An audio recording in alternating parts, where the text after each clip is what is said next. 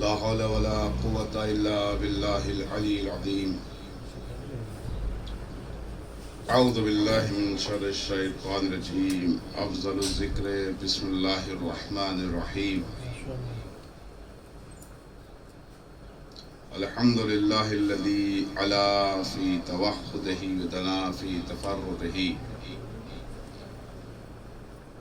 وجلى في مكانه وعظم في أركانه وأحاط بكل شيء بعلمه وهو في مكانه. ثم الصلاة والسلام على أشرف الأنبياء والمرسلين مولانا ومولى الثقلين جد الحسن والحسين أبي القاسم محمد اللهم صل على محمد وآل محمد وعلى أهل بيته الطيبين الطاهرين ولعنة الله على أعدائهم أجمعين من يومنا هذا إلى قيام يوم الدين. أما بعد فقد قال الله تبارك وتعالى في كتابه الحكيم وقوله الحق. بسم الله الرحمن الرحيم. ما لكم لا تقاتلون في سبيل الله والمستضعفين من الرجال والنساء والولدان. صلوات پڑھیں محمد وآل محمد. اللهم صل على محمد وآل محمد. گزارش ہے ایک مرتبہ سورہ حمد اور 3 مرتبہ سورہ توحید کی تلاوت فرما کر محمد توقیر ابن محمد ندیر اور زواری بیگم بنت محمد باقر کی روح کو ایصال کریں. معزز سامعین کرام و سائمین کرام، خداوند عالم نے جب انسان کو خلق کیا تو وہ کسی بھی ذکر کے لائق نہیں تھا. اس بات کی تائید خود قرآن مجید میں بھی کی گئی کہ حل تعالی الانسان حین من الدہر، آپ لوگ پڑھتے رہتے ہیں. لیکن انسان کو خلق کرنے کے بعد اللہ نے کچھ کمالات اور کچھ اخلاق انسان کو دیے تاکہ انسان ان کمالات سے مزین ہو کر اخلاق کی اعلیٰ منزلوں کو طے کر سکے، اور اسی اخلاق کو اپنے اتم درجے تک پہنچانے کے لیے بعثت رسول بھی ہوئی. خود رسول اللہ کا فرمان کہ انی بعثت لأتمم مکارم الاخلاق. کچھ اخلاق ایسے ہیں جو خاص ہیں انبیاء علیہ السلام سے. عبداللہ بن بقیر امام صادق علیہ السلام سے روایت کرتے ہیں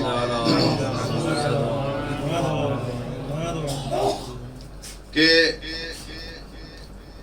کچھ خصوصیات جو ہیں، کچھ مکارم اخلاق جو ہیں وہ خاص ہیں انبیاء سے. لقد خص اللہ بانبیائہ، کہ جس کو اللہ نے اپنے انبیاء سے خاص کر دیا ہے. فمن کانت فیہ فلیحمد اللہ، کہ جس کے اندر یہ اخلاق پائے جاتے ہوں، یہ مکارم اخلاق پائے جاتے ہوں، وہ اللہ کی حمد و ثنا کرے کہ اس کے اندر یہ صفتیں پائی جاتی ہیں. ومن لم تکن فیہ فلیتضرع الی اللہ ولیسأل ایاہا، اور جس کے اندر یہ صفات نہیں پائی جاتی ہیں وہ اللہ سے فلیتضرع، گڑ گڑا کر اللہ سے مانگے، اللہ سے طلب کرے کہ اس کو یہ صفات دے دی جائیں. سوال کیا عبداللہ بن بقیر نے من ہننا، کہ وہ کون سی صفات ہیں؟ تو امام صادق علیہ السلام فرماتے ہیں ہننا الورع والقناعۃ والصبر والشکر والحلم والحیاء والسخاء والشجاعۃ والغیرۃ والبر صدق الحدیث واداء الامانہ. کہ کیا ہے وہ مکارم اخلاق جو انبیاء سے خاص ہیں؟ ورع تقوی، قناعت، صبر، شکر، حلم، حیا، نیکی، شجاعت، غیرت، صدق حدیث اور ادائے امانت. جہاں تمام صفات انبیاء کو دی گئی، ان میں سے ایک صفت کون سی ہے؟ غیرت ہے۔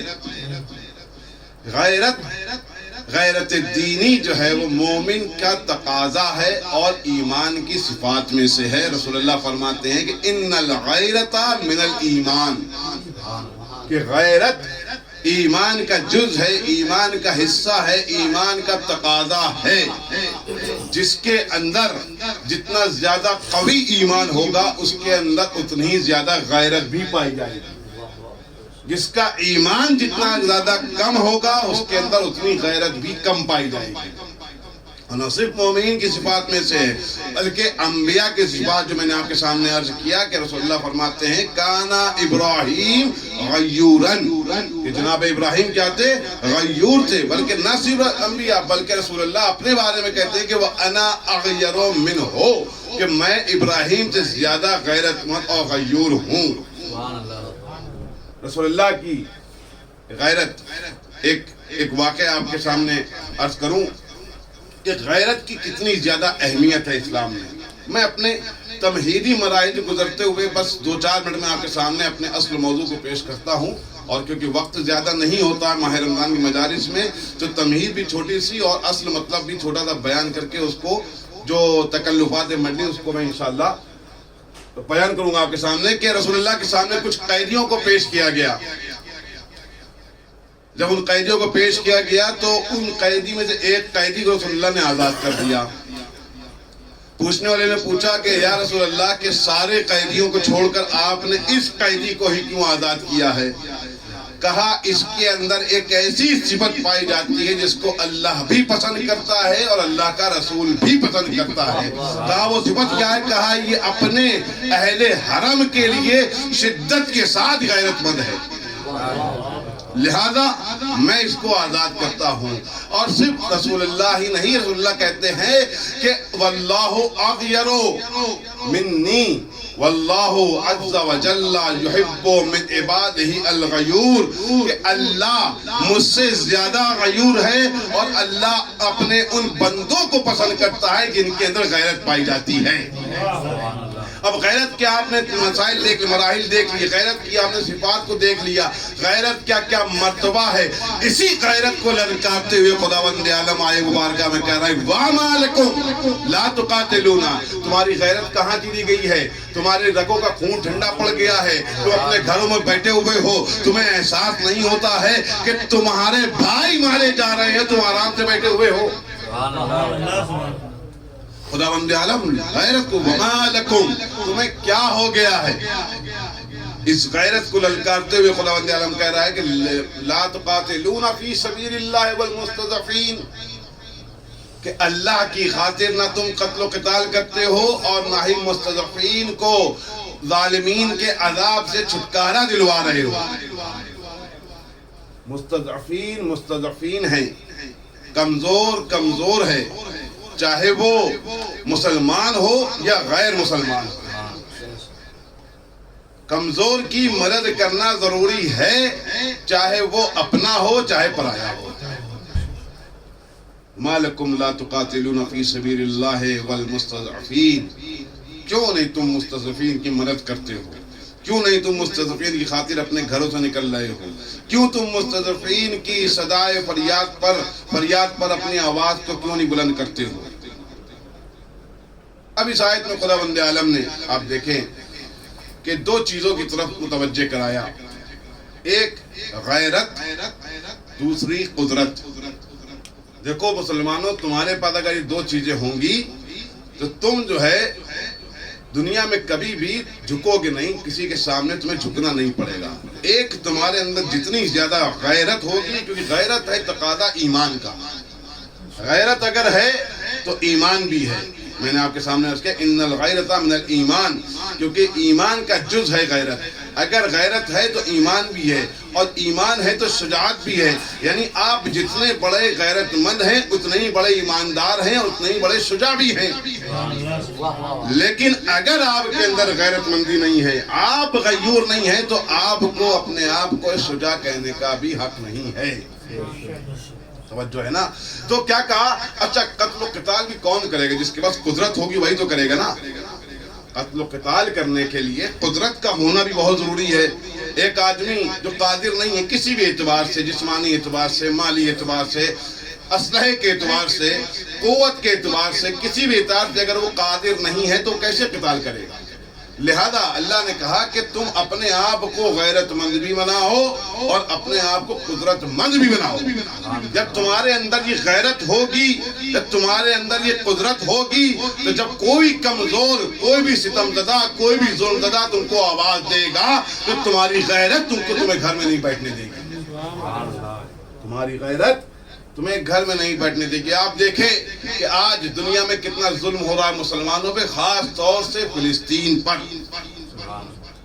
ماہ رمضان دیکھیے ختم ہونے کو آ گیا، لیکن اس ماہ رمضان میں کتنی مرتبہ فلسطین کے مسلمانوں پر کیسے کیسے ظلم کیے گئے آپ دیکھ رہے ہیں اور جان رہے ہیں۔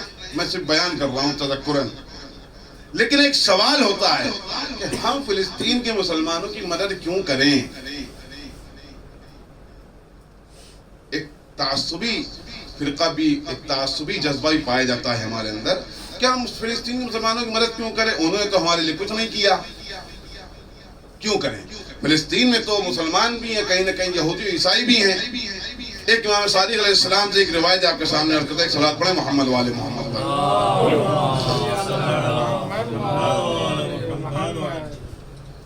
امام اپنے اصحاب کے ساتھ صحرا میں تھے۔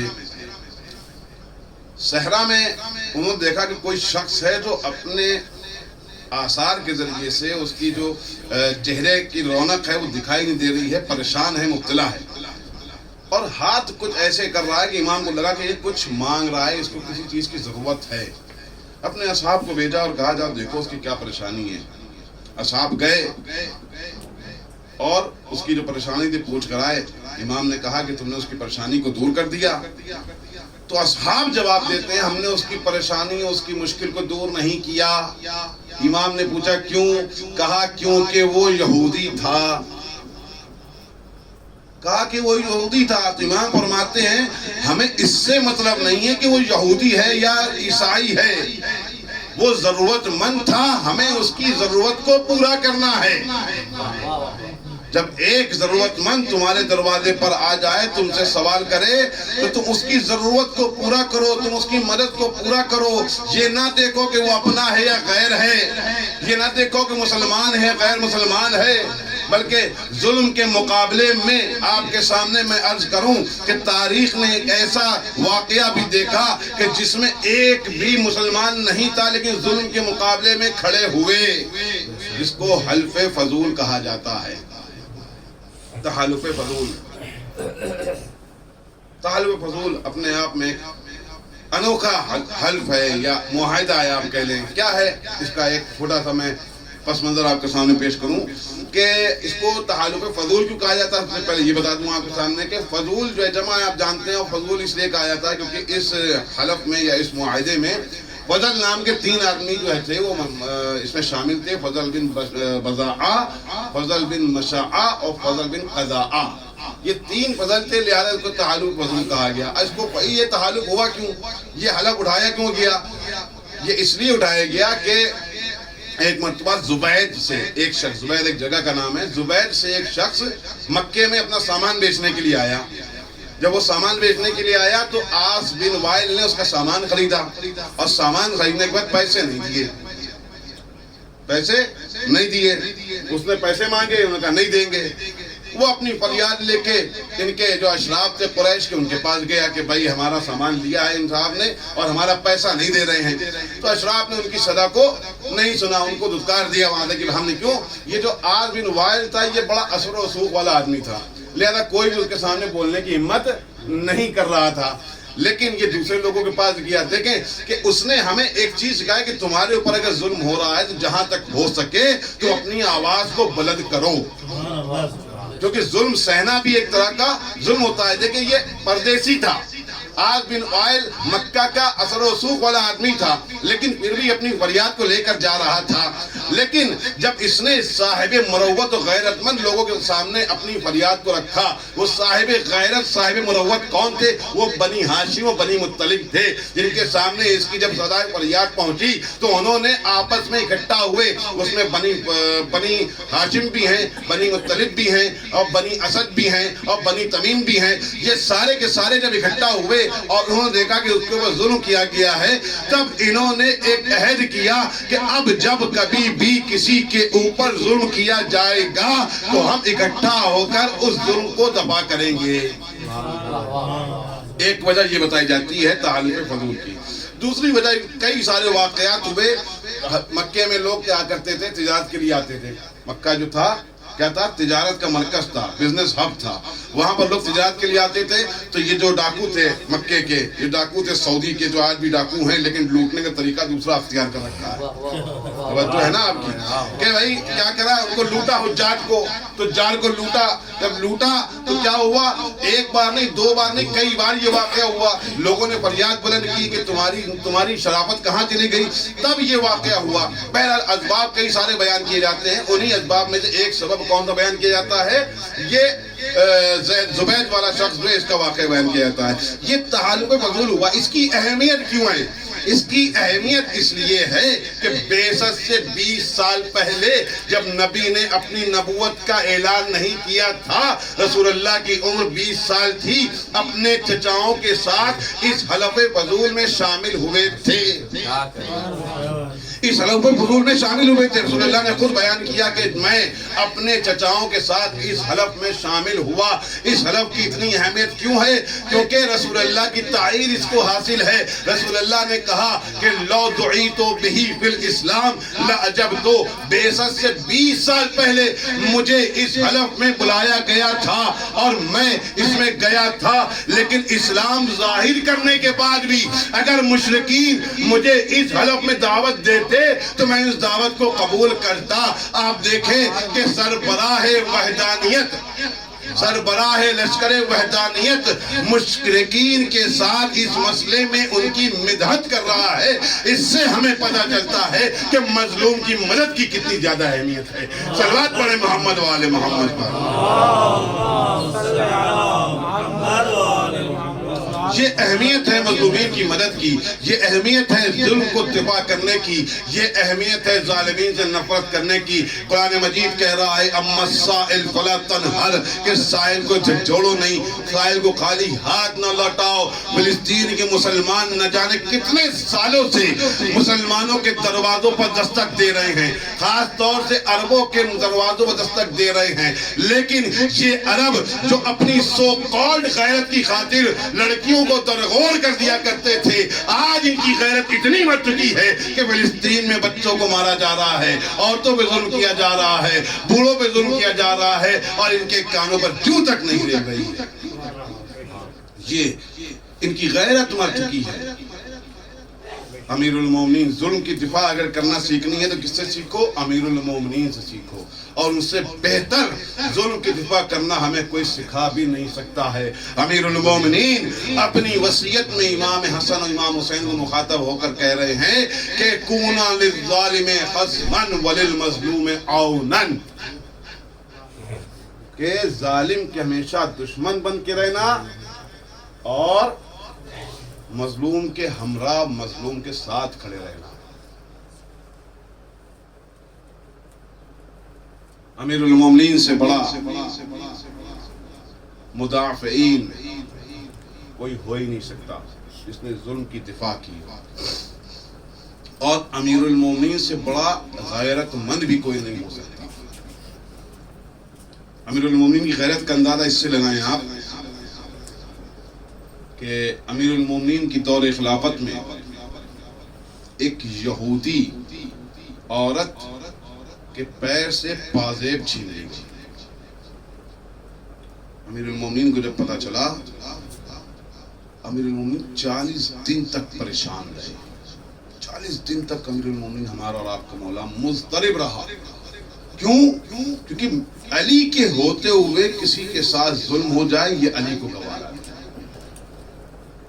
علی کے ہوتے ہوئے دیکھیں کہ سب سے بڑا مدافع عن الظلم کون؟ علی۔ سب سے بڑا غیرت مند کون؟ علی، اور وہی علی ہے جس کو اول مظلوم کا خطاب دیا گیا، لقب دیا گیا۔ سب سے بڑا غیرت مند کون ہے؟ علی، اور وہی غیرت مند اس کے دروازے پر لوگ آگ اور لکڑیاں لے کر آ گئے۔ ہاں عزیزو، امام فرماتے، امام سے کسی نے پوچھا کہ علی کو اول مظلوم کیوں کہا جاتا ہے؟ تو امام نے جواب دیا کہ اگر عوام الناس میں سے کوئی فیصلہ لے کر آئے، کوئی اپنا مطالبہ لے کر آئے، اور وہ اگر 2 گواہ پیش کر دے تو اس کا حق اس کو دے دیا جاتا ہے۔ لیکن امیر المومنین کے مسئلے میں 10,000 گواہ تھے، لیکن ان کا حق ان کو نہیں دیا گیا، اس وجہ سے ان کو اول مظلوم کہا جاتا ہے۔ میں آپ کے سامنے عرض کروں کہ مسجد میں امیر المومنین خطبہ دے رہے تھے کہ ایک شخص نے صدا اور آواز بلند کی کہ میں مظلوم ہوں۔ امیر المومنین نے اسے بلایا، کہا کیا کہا تم نے؟ کہا میں مظلوم ہوں۔ کہا تم پر کیا ظلم ہوا ہے؟ کہا فلاں ظلم ہوا ہے۔ کہا تم پر کس نے ظلم کیا ہے؟ کہا فلاں شخص نے ظلم کیا ہے۔ امیر المومنین کہتے ہیں کہ میں تم سے بڑا مظلوم ہوں۔ امیر المومنین کی مظلومیت کا آپ اس سے اندازہ لگائیں کہ وہ علی جو صابر اور شاکر ہے، وہ علی جو غیرت مند ہے، وہ اپنی دعا میں شکایت کر رہا ہے خداوند عالم سے، اللہم انی استعدیک علی قریش ومن اعانہم، کہ میں پروردگار تجھ سے مدد مانگتا ہوں قریش کے مقابلے میں اور ان لوگوں کے مقابلے میں جنہوں نے ان کی مدد کی، جنہوں نے مجھ پر ظلم کیا۔ کیا ظلم کیا ہے؟ وَأَقْفَعُوا إِنَائِي، بائیکاٹ کر دیا ہے امیر المومنین کا، بولتے نہیں امیر المومنین سے۔ آپ سنتے رہتے ہی روایت میں نا کہ سلام کرنا دور، سلام امیر المومنین کر رہے ہیں تو ان کا جواب نہیں دیا جا رہا۔ یہ امیر المومنین کے وہ ظلم کیا گیا ہے۔ امیر المومنین کہتے ہیں کہ لقد ظلمت عدد الحجر والمدر، میرے اوپر عدد حجر و مجر ایک مقولہ ہے، یعنی مبالغہ جب استعمال کیا ہے، مبالغے کے لیے استعمال کیا جاتا ہے کہ کسی چیز کی بہت زیادہ اہمیت یا بہت زیادہ شدت اور سختی کو جب بیان کرنا ہوتا ہے تب عدد اور حجر کا لفظ استعمال کیا جاتا ہے۔ لیکن امیر المومنین جیسی ذات وہ مبالغہ تو نہیں کرے گی نا۔ امیر المومنین جو ہیں وہ صادق الوعد ہیں، صادق القول ہیں، وہ کسی بھی چیز میں مبالغہ تو نہیں کریں گے نا۔ تو مبالغہ کیوں نہیں ہے؟ امیر المومنین کہتے ہیں کہ میرے اوپر عدد و حجر کے مقابل برابر جو ہے مجھ پر ظلم کیا گیا ہے۔ ہاں عزیزو، اب ہم دیکھتے ہیں کہ ظلم کا مقایسہ اس چیز سے نہیں کیا جاتا ہے کہ کتنا ظلم کیا گیا ہے، ظلم کا مقایسہ اس چیز سے کیا جاتا ہے کہ کس پر ظلم کیا گیا ہے۔ امیر المومنین تاریخ بشریت کی آج سب سے عظیم شخصیت ہے، رسول اللہ کے بعد سب سے بڑی شخصیت ہے۔ امیر المومنین وہ ہیں کہ زینت منبر ہے، لیکن اسی منبر پر امیر المومنین پر سب و ستم کیا جا رہا ہے۔ ہاں عزیزو، اس وجہ سے امیر المومنین نے کہا کہ میرے اوپر عدد حجر اور مدر کے مقابل برابر مجھ پر ظلم کیا گیا ہے۔ امیر المومنین غیرت مند ہے، لیکن اسی غیرت مند کے دروازے پر آگ اور لکڑیاں لائی گئی ہیں۔ ہاں عزیزو، ہم جیسے انسان کے سامنے اگر کوئی ہمارے دروازے پر اونچی آواز کر دیتا ہے تو ہمیں غیظ و غضب آ جاتا ہے۔ ہماری ناموس سے اگر کوئی اونچی آواز سے بات کر لیتا ہے تو ہمیں غیظ و غضب آ جاتا ہے۔ ہائے میرا غیرت مند مولا کہ اس کے دروازے پر آگ لگا دی گئی، اس کے بچے کو ساقط کر دیا گیا، اس کی زوجہ کے تماچا لگایا گیا، لیکن اسلام اور دین کی خاطر خاموش۔ الا لعنۃ اللہ القوم الظالمین، سيعلم الذين ظلموا أي منقلب ينقلبون۔